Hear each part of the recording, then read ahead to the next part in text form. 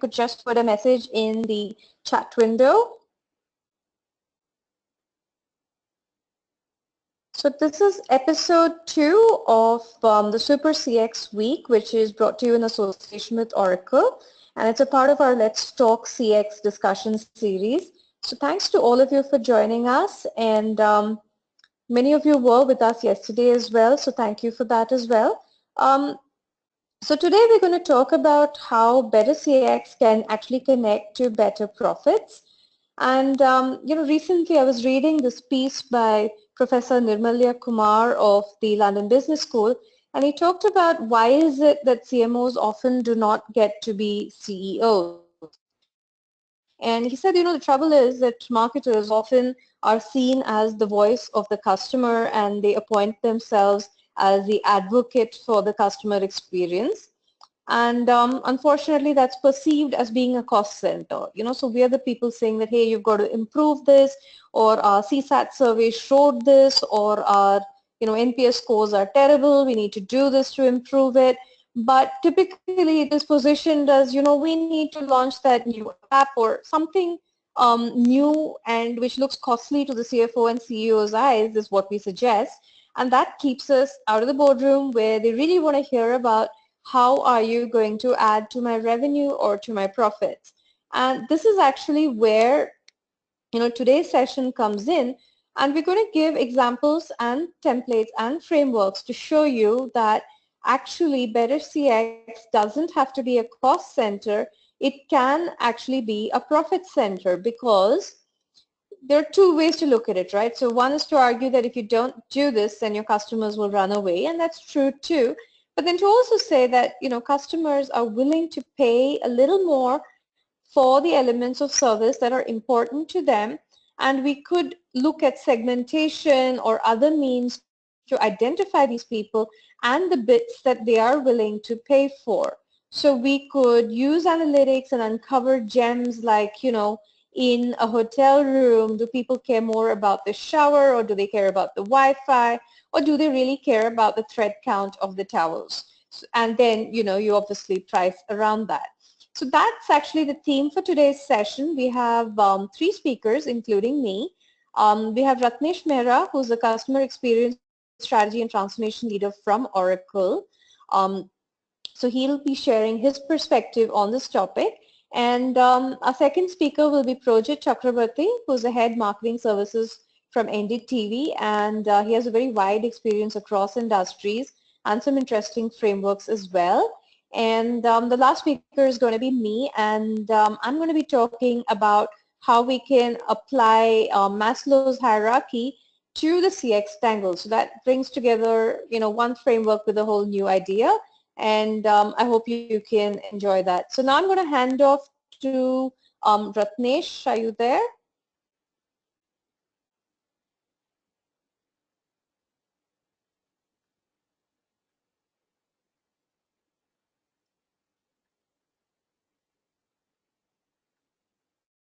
So just give me a second. I'm going to... Yeah. Hi, Jesse. I'm there. Can you... Yes.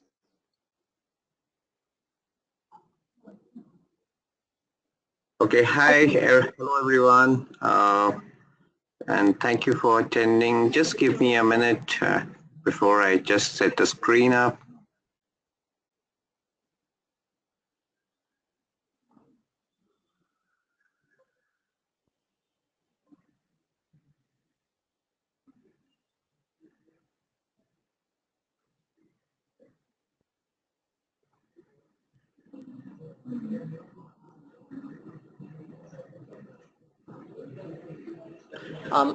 While we wait for Ratnesh, a quick hygiene note.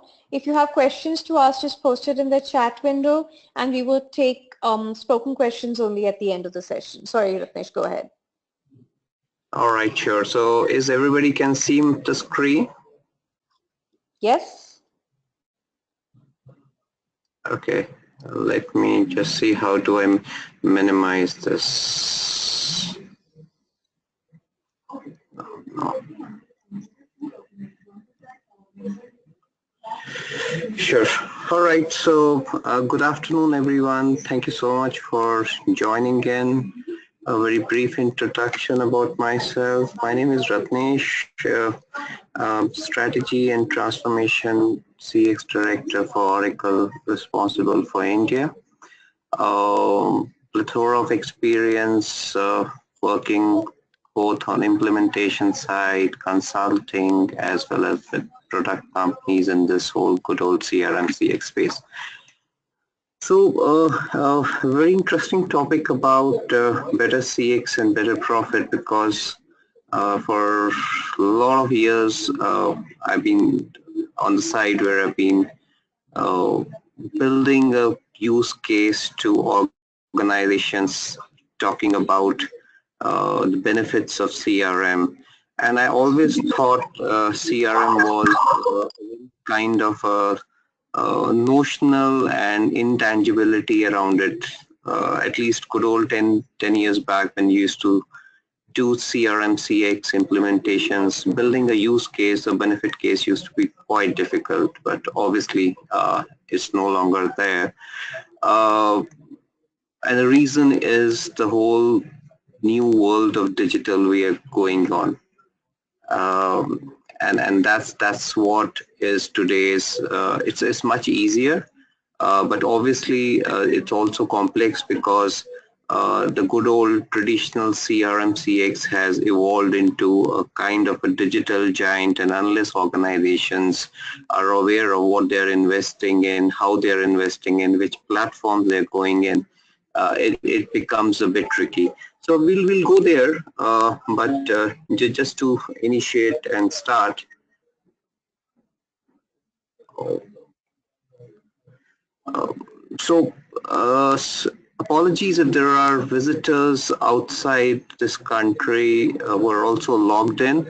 I guessed that most of you are from this domain, but then again it doesn't matter. It is very relevant as it is for India. So why first of all a CX is so important in this whole new world about where we are talking about a digital empowered India?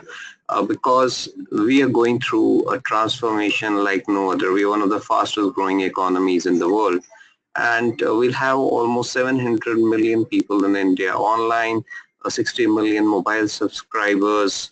We've all seen what's happened on Reliance Jio, 108 million new subscribers 6 months, and surprisingly two-thirds of them actually have been retained back. So this is something which is amazing, and that basically drives down, and it makes every organization to look up and invest into a CX strategy, a customer experience, because today the customers of today are the new millennials, and these millennial customers are much more harder to retain, to attend to, because their expectations are very high. So to be successful in this new digital India, you need to shift your focus from your product to your customers and to deliver individual experiences. And today's customers expect you to be pampering them, listen to them, give them real-time updates on the channel of their choice, and they keep, and we all know that you know that they keep switching channels like anybody. We all do, right? We start with a mobile and we expect something to happen on a tablet, and then we are in our offices and we are on the desktop. So it becomes more challenging for organizations to build a CX strategy which can cover the entire customer journey. So why I'm coming out here and making the baselines here is that when we talk about ROIs and revenues enhancements, there's also a careful note to be done on how to do it and what to do it. I'm getting messages across that some of you are not able to hear. Is that so? Can everyone hear me? Ratnesh, there are some messages, but I can hear you, and I'm actually in a different location. Many can hear, some can't. There's no actual Yeah, so the dial-in details are also in if people have access to another number. Oh, okay. Okay. Sounds good. So I'll just continue. Yes, please. All right. So I think that, first of all, it just makes a lot of sense to be driving a CX strategy because very clearly these are research reports. It says that if you give a customer a positive experience, the chances are that it's more likely to be a loyal customer 3x times. And secondly, a customer which is already there, it's always makes sense to retain that customer, and the retention rates do increase by 5% because it's very difficult and more expensive to attract a new customer 7 times. So this definitely is some very hard stats which very clearly says that when you get a customer, please retain them, pamper them, because they becomes your advocates. And as I said, that 80-40% of your future revenues will come from 20% of your current customer. So the customer experience and managing your customers becomes all more important, again, from a profitability perspective. And again, if you look at some of the statistics of leaders who, this is Forrester report, if you do your CX well, you spend $57 less per acquired customer. So that's a lot of acquisition cost, marketing spends, which basically could be saved. And again, similarly, doing your marketing and acquisition strategy done right, which is your conversion, and that was what I'm talking about. There were times when people would just not be able to give a dollar return forecast on your marketing spends. But today, when we're talking about individualized campaigns, one-to-one touch points, it becomes very tangible, and that's the whole today marketing organizations and the digital marketing leaders are able to tell that organization what kind of returns we can go through that. So this is what I was explaining, that when you do a CX, an integrated CX, what you do is run this whole cycle of taking prospects where you start doing your customer acquisition, convert them into a customer, you run your experience, you do not let this customer go out. And these are the customer, if you service them well, listen to them, becomes your advocates. And these are the advocates who are then socializing your experiencing on all these social medias and links and relationships to new prospects. So it just makes a lot of sense to do that. Now, there is again some stat which says that there's a very high correlation between CX and 3 key elements of loyal behavior. Now, obviously, this is very different for very different industries. Banking and hotels and some of the typical CRM driven industries have these more advocacies, while certain industries have not. But there's a 14.4% of business have experienced an increased trend towards willingness to buy more from if you do the CX right. 15.8% customers show a reluctance to switch. So you have options, and there are option switches in plenty, but customers have shown that if an organization is able to retain them well, they are reluctant to switch. And then finally, advocacy, which we talked about, that 16.6% customers are likely to recommend your products or services. So this all sounds good and great, but the other point out here is that when organizations go into a CX model, what are the key things they should be looking at? And that's very important. So the 4 levers of CX economic model, if you look at today, if you wanted to do a CX strategy right and build a business case. And I'm sure some of the leaders out here, this is something, the first question being asked by your CX people, whether there's a CMO or specifically the CFO, and what is the return on investments and what is the potential returns which I'm going across. So these 4 metrics basically can be aligned as what is called the CX journey economics model, which is basically the four levers are number one, very importantly, whenever you do go for a CX strategy or a CX implementation, make sure first of all your metrics are in place, which means that there's a business case.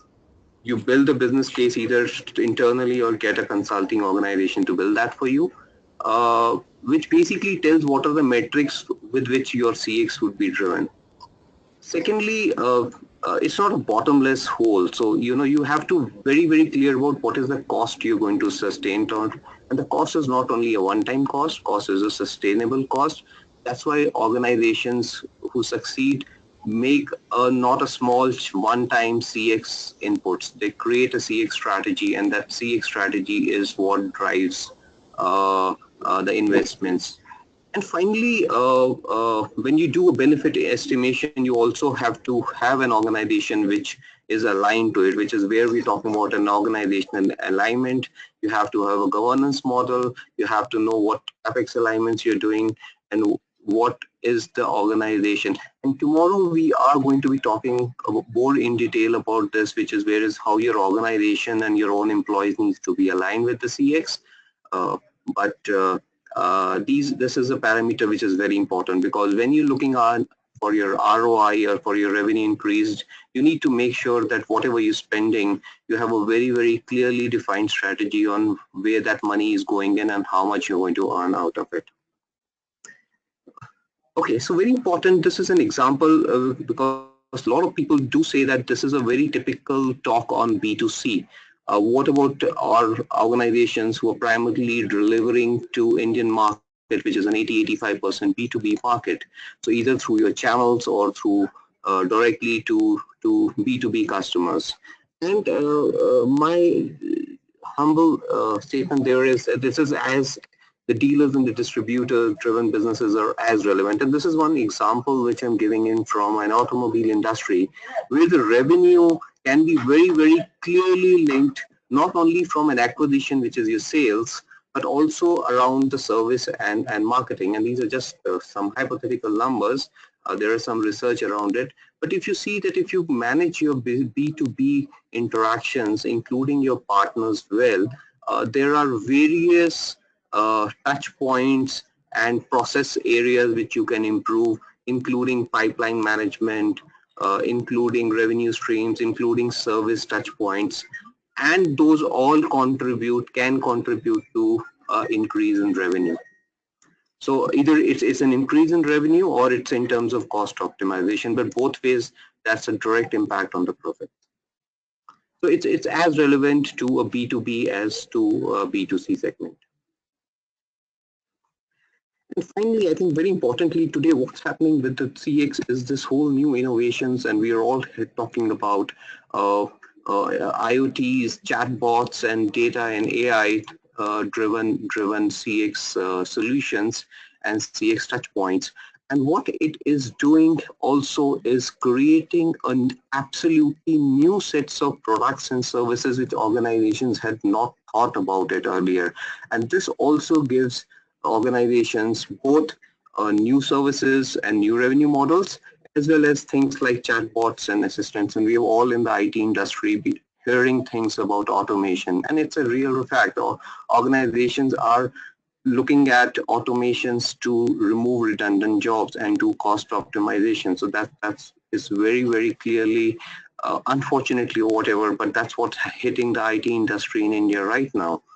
And with all these organic channels, knowledge driven and automations, which you will see coming in abundance in next 3 to 5 years, you'll see a lot of new products and services. You will see a lot of jobs which used to exist and have all been automated through intelligent bots and automations.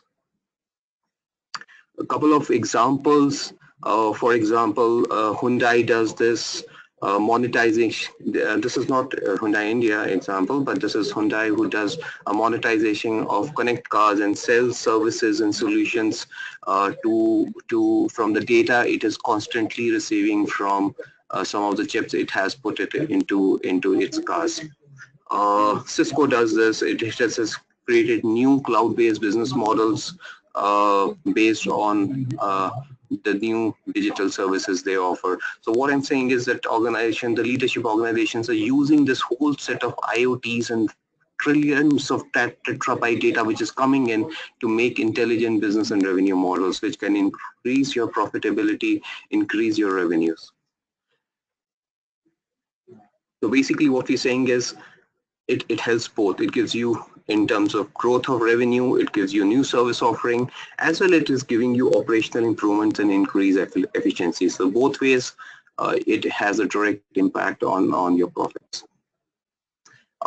There's some very, very clear examples on the CX and what is the ROI which is coming across. So there are organizations who got 45% increase in volumes, 100% increase in sales pipelines, 30% reduce in annual cost, and these are direct benefits of implementing a CX strategy. An Indian example on Ferns and Petal, we are all aware of Ferns and Petal, and they have seen a 60% improvement in NPS over past 2 years by implementing an integrated marketing and a service platform through which they deliver. So the real life cases of organizations who are taking this whole new CX paradigm and trying to create monetization, creating new revenue models, as well as improving their top line and bottom line. So that's basically from my side.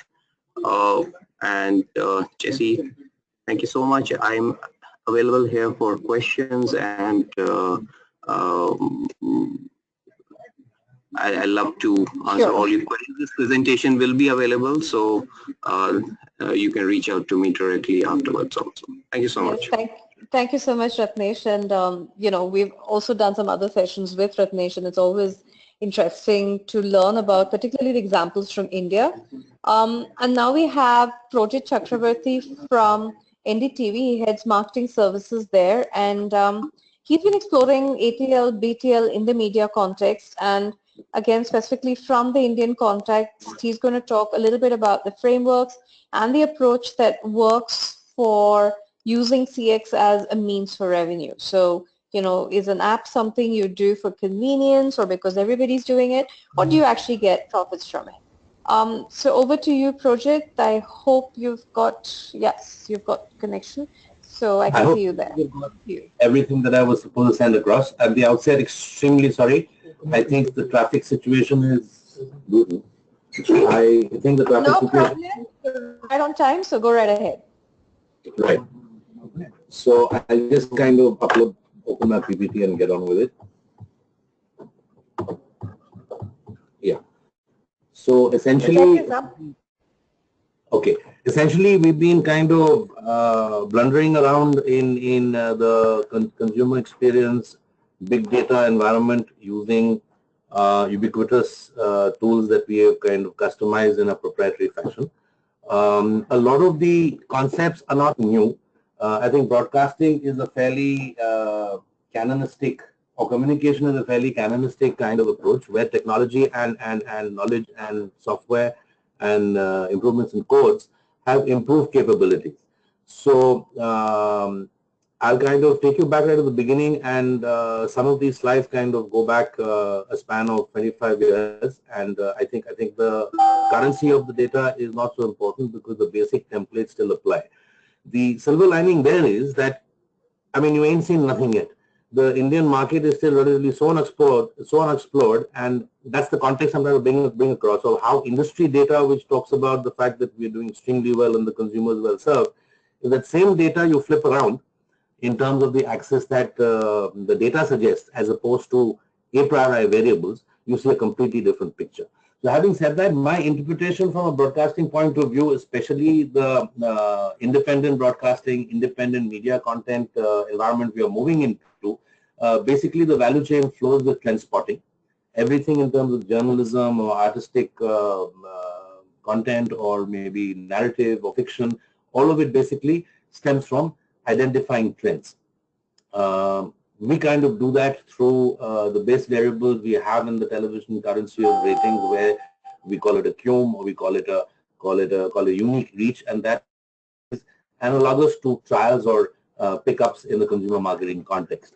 Having got got a feel of that, we basically ramp it up in terms of amplification, where optimization contexts, media planning contexts come in, partnerships come in, multiple platforms come in.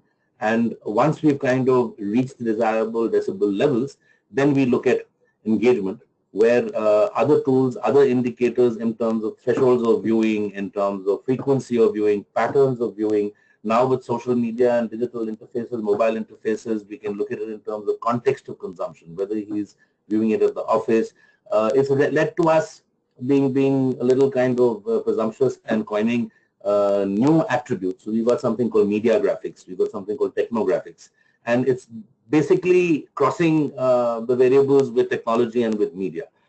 Then finally, after the engagement phase, when you got a feel of what we call time spent viewing per viewer, and that is a huge problem in the broadcasting business, impacting a revenue size of 35,000 crores market. The time spent variable is what logically extends into the repeat buyer or the repeat user, the loyal user, and then gets into what in the new economy is being called consumer lifetime expectancy. And once kind of we got to get a feel of that, then we move into empowerment and advocacy. Moving on, the broad kind of breakdown of that value chain and the interpretation, and we've cannibalized this with a basic template. We've got a slide share from one of the templates, and we put in our kind of indicators and metrics and attributes. So basically, experience is C plus H plus O, that's outreach plus hooks plus optimization. So the outreach objective is creating awareness to kind of look at outreach in terms of the unique human variable. The basic objective is to increase share of voice. And in the old days in Smithkline, we used to have a thumb rule that if you need to kind of get into the competitive FMCG space, at least I mean, you should target at least 35% of your overall outlay to creating share of voice. Once that happens, we get into hooks, and hooks basically involve a change in creative and media planning strategy, where you look at, yeah, I'll get to that. When you look at hooks, a television screen can be broken up into codes. So beginning from the very basic part of it, first is the anchor, the human voice, you know, how he's dressed, aesthetics. We call that the presentational code. And then we try and correlate to what extent does the presentational code contribute to the overall viewership. Then you have the representational codes, which are split into two. One is the traditional narrative in terms of what kind of a format is it? Is it a talk show? Is it a news bulletin? Is it a piece to camera out there? Is it an audience-based show? And then you have the technical codes of representation, which is set design, camera angle, special effects, edits, you know, camera focus, and the rest of it. So the hooks basically are contextualized to the audience profiles and the audience behavior, and the objective is to drive loyalty and over a period of time get a buy-in where it catalyzes empowerment and advocacy. And then finally, to kind of go for cost efficiency, we look at the audience size, the audience flow, the engagement congruence, and the various tools that are available in conventional and new big data or analytics driven algorithms. We look at kind of you know, managing the cost efficiency of it on the back of the increased loyalty and the queue, and that's what we direct towards ROI. So if I had to kind of put together a few descriptors in the ecosystem in terms of what entails or comprises CX. So basically, we need to be having our ears to the ground. I mean, what the walls are saying, what the wires are saying, what the vehicles are saying, everything message. So I mean, we have tried to bring in as many nodes of interaction stakeholders within our you know, audience management services, guest relations. So I mean, we don't have a call center per se unless we are doing it for a particular show which is of a scale which has been outsourced.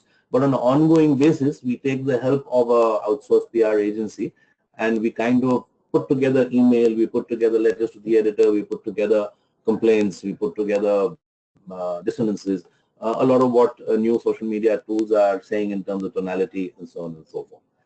The online experience basically gets displayed by creative profiling of the basic attributes and the indicators that are captured by standardized industry tools like ComScore or whichever one you're familiar with.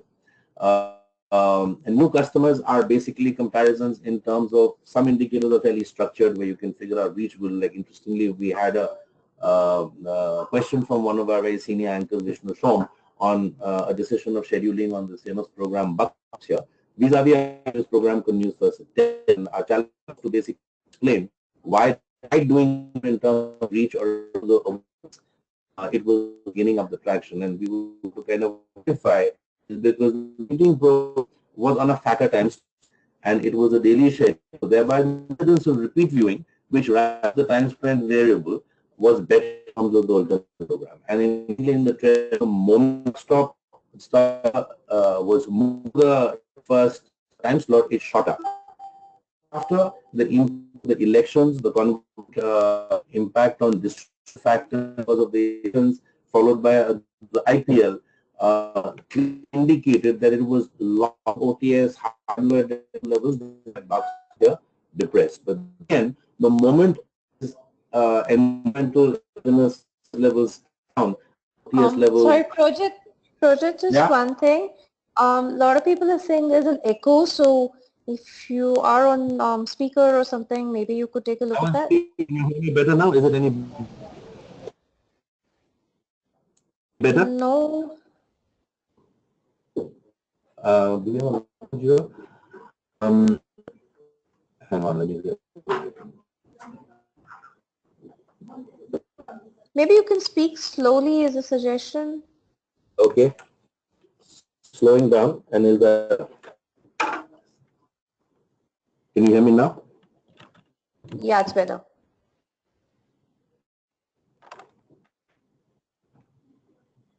Yeah, any better? Yeah, You hear me? better. And also, if you can request if there is anybody else in the room who's listening in, if they can be on mute, because otherwise it'll echo for us. Yeah. Okay. Are we good? Should I go? Yes, please. So essentially, these touch points which surround the customer experience process in traditional Kotlerian canonistic terms are what kind of needs, wants, and demands, the demand segmentation and positioning. Thereafter, getting to what he called buying behavior and buying decision process, behavioristics, right? And which is essentially the realm of what we are calling media and technographics, how the consumer's buying behavior and buying decision process changes depending on the media he's accessing or the technology he's accessing the offering with. And increasingly huge parts of the value chain are getting mediated through media and technology. So that's a very interesting kind of paradigm shift which is giving us for the first time a direct access to the consumer's choices. This is something from, I think, a McKinsey report, and broadly it gives the current responses from the consumer in terms of expectation. Fairly simple, but using this to kind of foreground some of the visuals that I'll take up ahead. So around 75% of the online customers, they want like immediate action. They're always looking for more. They're always looking for better. They're always looking for I'm unique. They're always looking for speed and simplicity.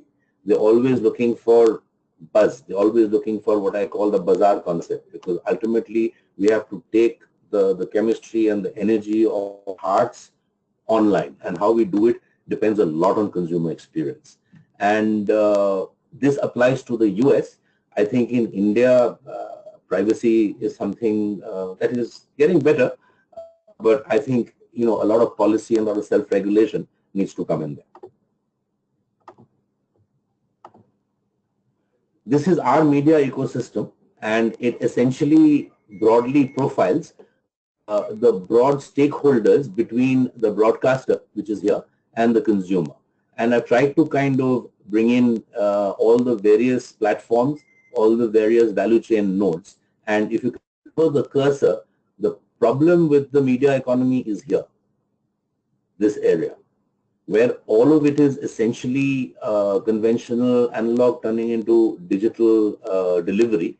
where there is a huge kind of influence that is exerted by right MSO downwards, independent distributor downwards to LCOs. Ironically, even when you're on DT, you're impacted, because even though if you're on air, if you've got a certain frequency and that is applicable nationally, the way the people meter picks it up will be based on the density of people meters and how they're placed here.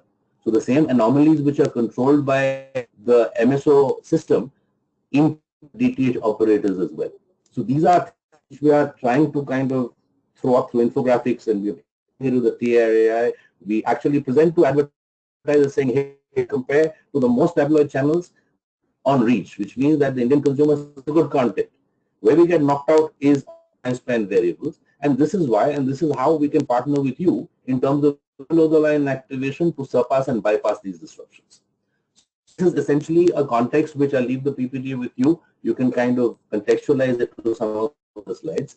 So when we started this off 25 years ago, mapped all the channels into the commonly used variables of socioeconomic degree and age, and we found every huddled into the center and formed a homogeneous market formation with outliers. The broad learnings that got from this, that the cluttered TV market with broad underlying themes, there was a regional space characterized DD 7 Bangla, ETV, Alpha Bangla, so on and so forth.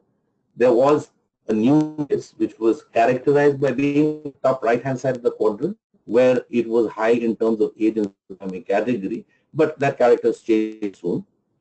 It's changing, evolved. There was a similar space for the sports space, and I'm sure that even at the organized channel level, still patterns. So, and this is what I say in terms of our research discipline. The problem is that the problem is with the way it is implemented. The problem comes in from outside the research system. The sample and the technology and the practice works fine as slides indicate. Infotainment and the Hollywood space. This is the GAC space, and that's where all the action is. This is the children's space and the tween space. All the music channels and all the cartoons and all the storytelling needs to be done over here. This is the movies, and this is the South Indian. And the reason why it has a significant geographic skew, that these channels are characterized by geographic variable and being lowest common denominator, exactly middle of age and lower down in the socioeconomic categories, maybe NCCS, DE, is essentially the effective distribution in the South, a high syndicated in terms of the strength that certain distributor groups, and most important, throughput of the Tamil and the other South Indian movie and television industries. So I think it's a good way for somebody looking at an entry in the Indian market to what are the broad positions people are in. However, it does not lend itself to target. When we looked at the new space as a subset, that we found the same homogeneity with a little bit of positioning on the outliers that comprise business. They were like higher in terms of age and in terms of socioeconomic category. Cool. So the news market is a homogeneous glut. Everyone is cluttered around mass audiences, primarily undifferentiated in terms of SEC and age, but we know the moment we look at this profile that it's a misnomer, and that is what we are trying to kind of crack. The business channels, older and higher audiences and higher SEC audiences. Channel audiences are too small to be targeted, error levels are too high, and this is one problem where people kind of claim number one position, number one rank. The only way to handle in accuracy of sample size is time series. And you have to look at trends. You have to look at directional insights.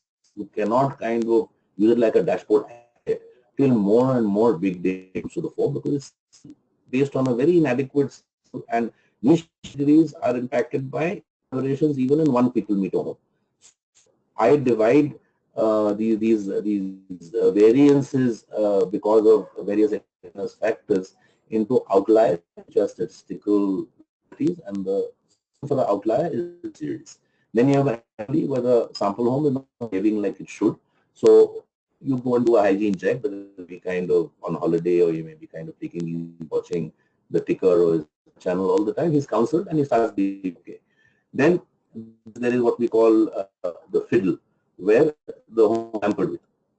And there, if it is covered to be, if the sample has been compromised, and I can actually demonstrate how easy it is to find out where the approximate areas of the sample are. But we use it to find out where they are, but we just those places heavily with social media and below the line, so that groundswell asks channel and the cable operator is forced to put us back. And then finally, you have the systemic where there are entire MSO networks which are populated with people meters 4 to 5 times what the underlying population demands. And these are all characterized by cartel control. These are all characterized by high density people meters. And none of the anomalies or none of the disruptions are reported by the BARC system, and the non-availability for niche channels is interpreted as non-choice. Okay, Project, in interest of time, we have to go ahead a little bit. Also, some feedback that this is very technical for us non-media guys. So if you can just move to the CX slides and the frameworks for that. Because I think all this actually would be CX. One second. Yeah, but you know, we also have very little time left, so yeah. Okay, the basically point I'm trying to put across is this homogeneity warranted, looking at each individual program as an individual case, which was profiled by the attributes of geographics, demographics, use and use situation. All of it was indexed to show which way the polarity was, and we put millions of these cases on rolling 4-week averages or 13-week averages into a clustering algorithm. So these are the characteristics of this particular program, characterized by the index numbers. There's a prime time Monday, Thursday serial with middle class mothers with children from the north and the west. And then we actually saw that the Indian market does segment by independent programs. And the Indian market breaks up where 60% of the market is undifferentiated in terms of age, but moves progressively from lower to higher socioeconomic category. There's the upper right-hand side high value quadrant. Segments are Masala Dosa, Serial Sisters, Cricket Maniacs, Fun and Gamers, Mama's Little Darlings, upmarket regions, upper crust. The names of the segments are determined by the kind of programs and the quality of your demographics.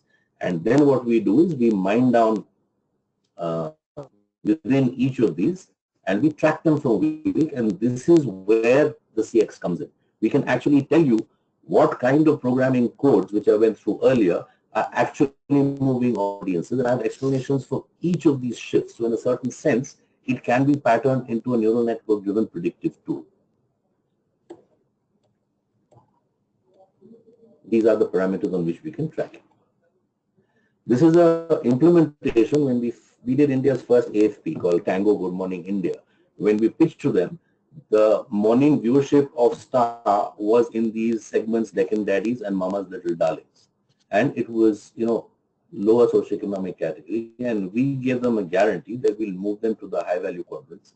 And within 3 months, it moved from Deccan Daddies and Mama's Little Darlings right across the market to serial killers, which was bigger, which was upmarket, which was a better socioeconomic category profile, and most importantly, very high overlap with primetime serial viewing. So that is what kind of enabled us to defend it in terms of quality rating points.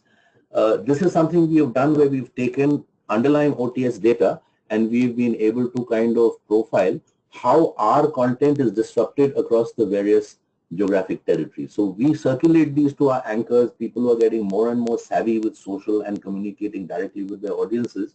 And what we end up doing is giving them a feel of where they should compensate where the system doesn't support them, and it is working.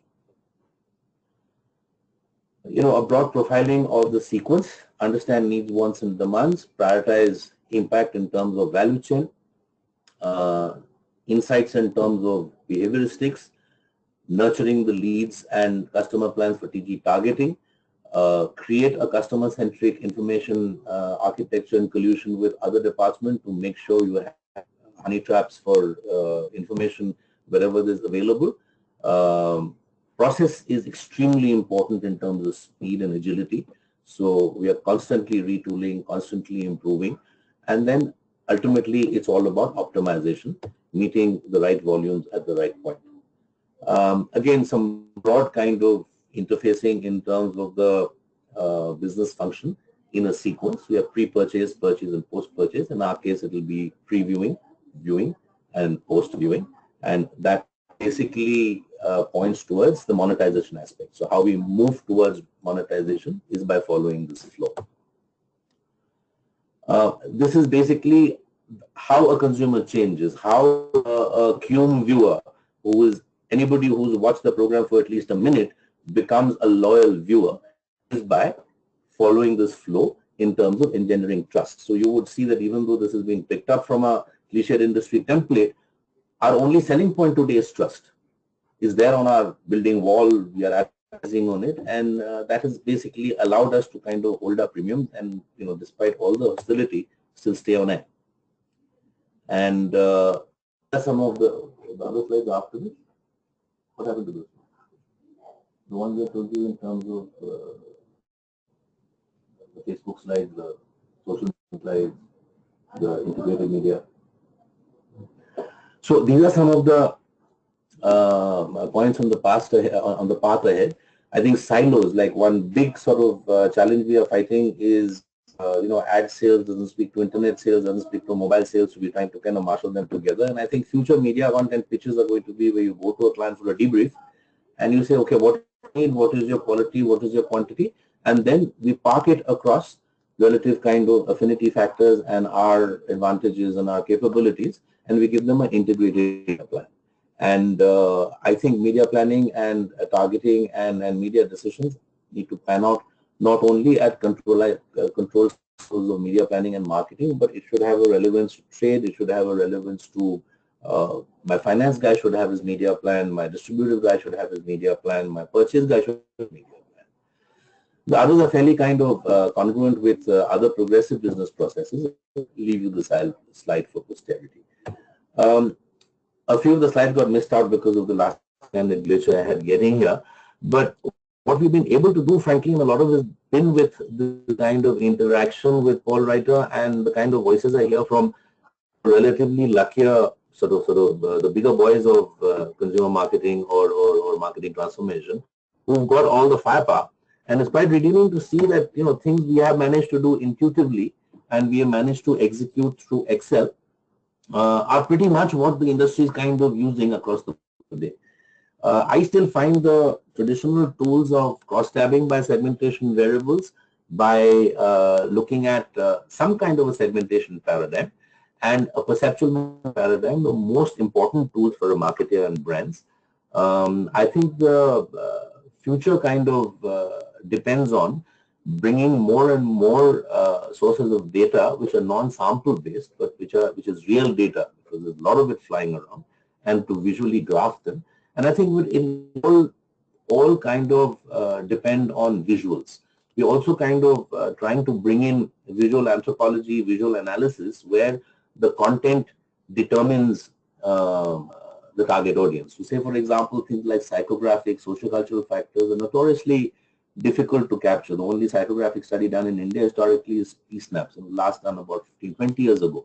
What we try and do is we look at the commercial, or we look at the content, or we look at what the organization is saying about its brand, and we try and deconstruct the media values, being journalists and storytellers, in terms of who do you think is intended for.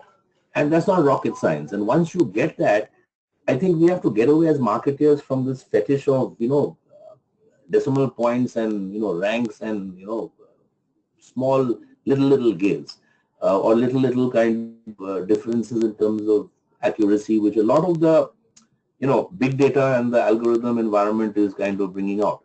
My point is that, I mean, it is a mixture between a science and an art, and it's iterative, it's cursive. And I think there's a lot of joy in terms of listening to the consumer there, because I think that is the root of customization, where you're kind of improving as you go. So having said that, loads of data around, loads of pictures around. Now we just need to kind of plug in the right sets in the right boxes and, you know, look at the right business-facing kind of interface. And I think another discipline that yeah, I got Kabakshi's question. I think that's a very interesting question. But Projit, if you can just wait to the end of the next session, be great, because we're taking all the questions at the end of the session. Cool. Is that okay with you? Cool, absolutely. Okay, thank you so much. So we'll take the questions on the chat. And anything that you have in terms of a doubt or whatever, I'm sure you have access to this. Please refer to it. And for the future, whoever is in the audience out there, Paul Writer reach me. So available 24/7 like my brand. Perfect. Okay. We're also going to share the deck as well, so people can do that. But if you could just wait 10 minutes, we'll take the question right after the session. At my workstation. Perfect. Okay. So my session is very qualitative. It is not. Okay. Can you see my screen now? Yep. Perfect. Okay. So I just have a very few slides. It's just a thought that I have, and I talked about it earlier, and I'm guilty of this as well, that normally when I go to somebody and we talk about customer experience, we talk about loss avoidance. So we say that, oh, if you don't do this, your customers are, not going to work with you, or they are going to leave you, or, they won't come to you, or the competitors will be way ahead, so we've got to do this. So usually the approach marketers take has been traditionally loss avoidance, whereas like I said, what people want to hear is that I could actually get more profits or revenue or anything positive. Okay, that's a message I want to hear. So from a narrative perspective, I feel that we would do far better with customer experience if we are able to tie it back to profits, and that's really what this episode also is about. So what I did was I just took Maslow's hierarchy of needs, and this is a personal preference saying that, look, if I have a framework, then I find it easier to look for examples and to identify an opportunity to, explore an area and see is it possible to do something. And I'm sure most of you are familiar with this hierarchy, but it's traditionally an HR tool. And I also wanted to share a little bit about what triggered this, and it's to do with a speaker at a recent conference, and we talked about how you want to take insurance or a deposit for a rental car, and that really puts most people off the whole process, because in India it used to be 5,000 rupees for cars on rent on miles, and now they came up with an insurance product and said that, hey, if you pay this 300 rupees, then you don't have to pay the 5,000 rupee deposit.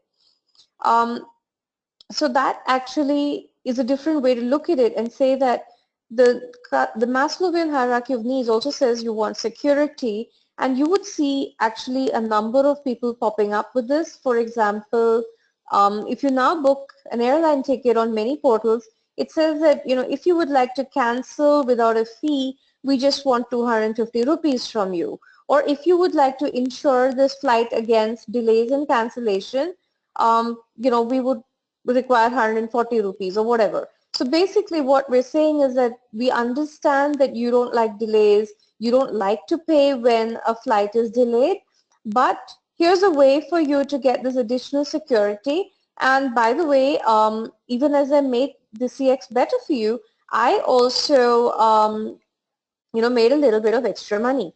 So if you look at this, typically what you look at as basic needs are the little bits that you have to do to ensure that your customers don't leave you or your competitors don't take over.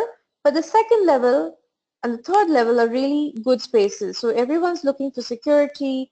Everyone would like a little bit of love. I would love to have esteem, and obviously, I mean, at the top level, it's self-actualization, though not many products or services get there. So I just wanted to kind of elaborate on this from a marketing perspective.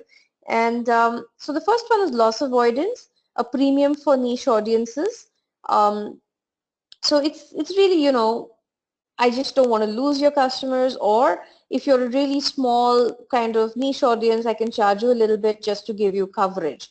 The second part is, security, if I look at, and this is a space in which a lot of profitable CX efforts are happening. It's risk coverage, it's things like tracking, it's a returns policy. So the moment someone says that if you sign up for the scheme, returns are always free, or if I say that you can see when your pizza is going to come if you're my member, or you can see exactly where your parcel is coming and so on, then again, I'm willing to pay a little bit for that sense of security because, for human security is really, really important. The third one is love, and even Projit mentioned that he's a part of HOG, the Harley Owners Group, and that really is that as well. It's to be a part of a group, and you also have the diffusion because every time you say that I'm a part of HOG on your LinkedIn profile, everybody else is like, oh wow, he drives a Harley, maybe I should get one too. And so in some ways it's customer experience, but by giving you an opportunity to share with everyone that you love the product so much, it's helping the brand and it's helping you because you're actually willing to pay for those hog rides and meetings and everything else. So again, if you look at a B2B context, customers have done really well when they run customer advisory boards. So the end client is very happy because he gets to meet new peers in his industry, but he also feels important because he is asked to give feedback to the client, so he feels the love from the service provider or the agency, and in return, of course, the company gets really valuable feedback, and so it's a mutual beneficial relationship. But in some categories, people are willing to pay for this opportunity, including like huge events like, say, an Oracle Open World in the US. It's great because, you've invested in the product, you get to learn much more, and it's a show of love from the company, and it's also a reinforcement of the user group, and you get to solve all your questions, and it is a reason for you to feel that you belong. The fourth attribute, and again, as we go up, it gets harder and harder for brands to actually find a niche or a hook for the customer. So this is things like tiering, and everybody tries this, where they say that unless you use me very often or you buy a lot of stuff from me, I'm sorry, but you can't have the gold card. And it's kind of insane. All of you would know this friend who only uses one credit card or has to fly only one airline because he really loves the fact that they treat him as gold and platinum and is really worried about, slipping the tier. It's a big deal. So you get recognition, you feel esteem, and that's, in the airline industry, it's very obvious that you're in business class, it's a big show of esteem, you have pride of sitting in that place, and they milk that for all it's worth. So you get a great customer experience, but you're also paying for the benefit of that esteem that you're getting. And here, attempts to make your brand premium also rub off, you get esteem. The last bit is, so the customer feels in control of his destiny and feels that he's actually making it better for himself. So an example here is something like IKEA, where they've taken what traditionally would be considered a bad thing, that you had to put together your own stuff, and made it about self-actualization. And there is research to show you that if you built that shelf, you love it more. And this is true for all of us. I mean, there's more research which shows you that if you make something out of Play-Doh, you like it more than somebody else's, whatever, play cat on Play-Doh. And if asked to pay money, people will pay for a Play-Doh creature that they met. For those of you who have kids, if you help to make a painting, you would pay for that painting, even though it has no artistic merit, because you made it yourself. And that's really what the brand which tries to do DIY, and this, IKEA is an example, but so is good old Maggie and, MTR, Insta Breakfast, where you have to do just a tiny bit of work, but now you feel that you're the chef, you're so awesome. They're enabling the mashup. So again, if you're able to put the tools in people's hands and you're able to allow them to create their own solution, then again, I feel that I'm totally in charge. And again, the ecosystem, can put it together. And Kanika, this is exactly what I'm saying. DIY applies to B2B, because if I have all the tools and I'm able to create a personal, awesome, innovative solution from the building blocks, then I feel that, I have also delivered on the self-actualization. So at the consumer level, it is an IKEA, it is a Maggie, or even an Apple, where you put it together and think that you've personalized it. But at the B2B level, it's saying that, look, I have this system and that system, but I also have this insight that I could analyze my data this way and take it to market. And most of us come to work because we are, marketers, and we feel wonderful when we put these insights together and create a campaign that we can call our own. And I'm not joking. Yesterday, Infosys was tweeting about their customer forum, and I did the customer forum in '99. And I still felt that, oh, wow, and why did they change their name of my event? So all of us, once you feel that you have made something and someone who's helped me made it, they're still my good friends. And that's really what, monetization of a good CX is, where I feel that I contributed to it, I'm proud to be associated with it, and I'm usually willing to contribute my time, my reputation, or my money in order to continue this association. So moving on, what do you actually need? So I just have 4 points. So one is that I think that most of us, and this is because we have legacy organizations, we don't actually see the product service lifecycle as a journey. We see it as pieces. So if we are able to put it together as a journey, but with little episodes, then apply the Maslowian hierarchy and see at each point of that journey, can we apply something and make it better? So security may be more important to you at the time of purchase, but once I start using the product, I'm probably more concerned about the love and the esteem bit of it, right? So you have to break up your life cycle, but it's still a journey, and it's, single journey, but with episodes, and at each point you can look at opportunities to A, make it better, and B, of course, we can charge for it. So the second part is, of course, what's the way to address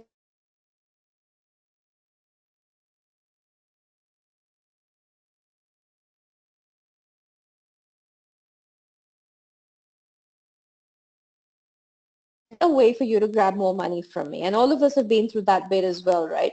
So some bits are okay to pay for, but then when you want me to pay for a window seat, I'm not so sure. Still do it though, right? The next one is I need the data on whom and how to target. And again, this whole thing is in the space of behavioral economics, where you want the customer to self-declare themselves. And how they do that is by cueing that they're willing to pay a little extra for the better service. So if you look at B2C, if you are the kind of customer that walks into Starbucks and says that, oh, I'd like to have the large one with the cream and the hazelnut, the premium for that is much higher than the actual cost of that cream. That's because you've identified yourself as a person who likes to have the add-ons. When you say business class, again, you're self-declaring that esteem matters a lot to you, and I can therefore use that data differently. If you're the kind of person who buys organic food, again, you have identified yourself as not being very price sensitive. In B2B, if you say that, hey, I'll pay extra for the consulting engagement apart from the product, or I'll pay for someone to come in and do the training, I don't want to have the web training, you are self-identifying yourself as a premium customer who's willing to pay a little more for the extra service, and therefore for you, convenience and security are more important than the price. I can use that signaling to create a solution specifically for you, and of course, I can monetize that as well. The real-time pricing models are important because often in the CX, in the journey, you may get a new insight or a particular trigger may come in which says that, hey, this person is willing to upgrade, let's do this. Or this person is having a difficulty with this one area, we can offer this assistance to them. Or this is an opportunity to show him more love or esteem. So we need to have that real-time pricing model either to upscale or downscale. So, and that has to fit into the CX system as well. And the only caveat to this model that I can see is that, you start off with a premium value add, but then it becomes a basic expectation. So you start off by saying, hey, free home delivery, and that's an awesome thing, and you're getting it because you're a premium customer, and then everybody gets it, or all the competition offers it free anyway, and that's no longer a differentiator. And that's really what's happening, for example, in the offline versus online debate. The offline guys used to give that to premium customers, and now everyone has it. In the B2B context, again, you might have said, oh, I'll throw in this extra bit for you, but then the second time the customer says, you gave me this last time, I expect it this time. So it's no longer a premium value add. So this was the discussion, and okay, there's a question on travel on road in BMW. There's a big cost difference with a class in itself. Yeah, I totally agree, and I would actually say that there's a functional difference as well. But they are playing to your desire for esteem. If they took away the badge from the BMW, I have a feeling the price of that car would fall in value for you. I must tell you that I once had a debate with someone very rich who said that a Skoda has the same engine as the BMW, so why don't I go buy the Skoda? You know, it's the same performance. And I was like, oh, geez, you're so totally missing the story. But there are people who look at the functional aspect and others who, like you said, that there's a class difference, right? So someone somewhere sat down and looked at the Maslowian hierarchy and said, hey, we can get people to pay for these things. And that's, you know, basically what today's session, my session was about. Now, I mean, I'm happy to take questions, and we have our previous speakers, Ratnesh Mehra and Projit as well. So if there are specific questions, we can take them. There are some in the chat window as well.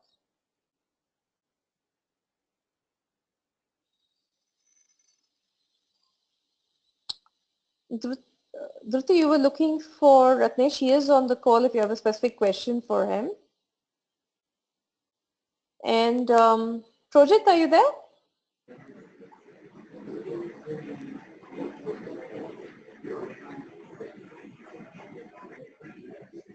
Yeah, right here. Yeah, sorry. The question for you from Kanika was, you know, would you think psychographics can be better understood and targeted precisely with social digital body language? So totally, because let's look at it this way. Say you take a cosmetic ad and you disconnect, you basically reconstruct a frame visual in terms of the various elements cinematically, framing the shot, treating the shot, in terms of how you can interpret it. Then correlate that along with top line figures, domain figures, what I call introspective and observational research, right? Go to the mall, sit down and look at the pitfalls in terms of what kind of people we go to that brand store. Once you've got the basic objectives in terms of young, fashionable, variety seeking, I didn't understand what discuss category. or depending on the brand affinity, the attributes of psychographics are, all you need to do is the degree you need to estimate from the point of view of representation, how many pixels or how much surface area is taking off the ad, and then basically take the data and scale it on a scale of 1 to 9, put it into a joint space multidimensional scaling map, and you're good to go. Great. Any other questions? If not, I know we're out of time, so thank you so much to our speakers. And I should mention especially that Oracle has been supporting our Let's Talk CX initiative, and this is our Super CX week. So thanks to them, and if you would like to connect with them, you can just reach out to us and we will mail. There is one question, but let me just finish my housekeeping announcement and then I'll take that. Tomorrow we do have the last of the sessions at 3 p.m. and we have Hilton Barber, who's a very interesting speaker and is waking up at 4:30 a.m. in Canada to join us. And he's going to be talking about how is it possible to have good customer experience without having a good employee engagement experience. And he's a brand marketer, and lots of brand examples are there in the deck. We also have Ratnesh, so if you missed him today, you can catch him again tomorrow, same time, we'll be there. Now, I'll just take that question for Projit, which is sometimes really good CX also depends on big data and how good you read the analytics. How do you make sure analytics get through the organization? That's a question from Amit for you, Projit. First, basically, is do not scare your CEO off, because your CEO is like a guy. He needs like, 5 data points, 5 visuals. Use what you've already got. Everybody is doing analytics, but in various degrees, and sometimes they don't even know they're doing analytics.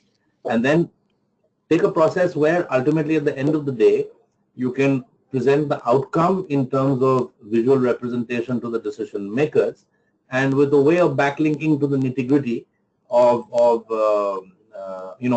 how it stacks up to that visual insight. The problem most of our researchers, and I am also very guilty of that. I mean, it's like common knowledge that people think I obfuscate the environment with too much data, too technical, like you guys said. So even I'm learning. So at the end of the day, ultimately, the users of marketing just need the actionables and need reassurance. And in case they question it, you have to kind of bootstrap and bring on the specialist functional heads and sell it via them. But yes, your question is absolutely right. I mean, both big data and choice of analytics is the key expertise that marketers have to catch up with and fast. Great. Thanks so much, Projit. And we're way over time. Thanks to everyone for staying with us. Thanks so much for joining, and hope to see you tomorrow at 3 p.m. And special thanks to Ratnesh and Projit. Thank you. Bye-bye. Thank you. Thank you, everyone.